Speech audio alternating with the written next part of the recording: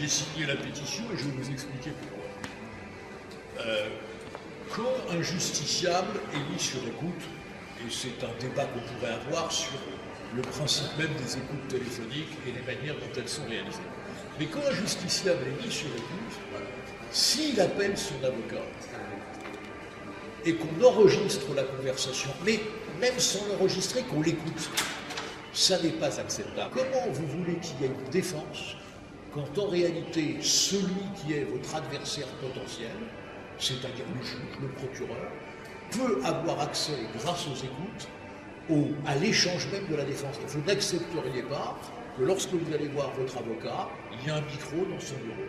Vous n'accepteriez pas un micro dans le confessionnal, vous n'accepteriez pas un micro chez votre médecin en disant écoutez, j'ai telle maladie. Donc le secret professionnel, qui encore une fois n'est pas un privilège de l'avocat, le secret professionnel, c'est une protection du justiciable. C'est le client qui est protégé par le secret professionnel, c'est pas l'avocat. Et pour l'avocat, le secret professionnel est une obligation. Eh bien, ces écoutes, elles portent atteinte au secret professionnel. Ça ne veut pas dire que les avocats sont au-dessus des lois. Prends l'exemple classique. Il y a une affaire d'escroquerie. L'escroc, pour se livrer à son escroquerie, a besoin de société bidon.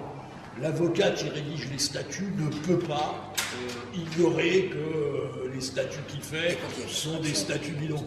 Il n'est plus avocat, c'est un délinquant. Et qu'à ce moment-là, on écoute ce délinquant. Le métier d'avocat ne peut pas être une protection, mais on le fait parce qu'on a des éléments tangibles, pas des éléments résultant de l'écoute. Parce que sinon, c'est le serpent qui se mord la queue.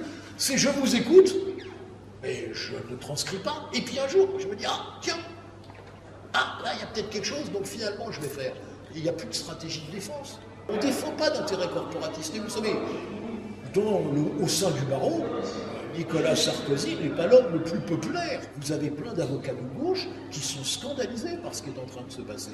Et là-dessus, le gouvernement, oui, effectivement, ne peut pas dire qu'il ne se passe rien. C'est sûr qu'en Chine, on ne se pose pas le problème du secret professionnel et de la défense libre.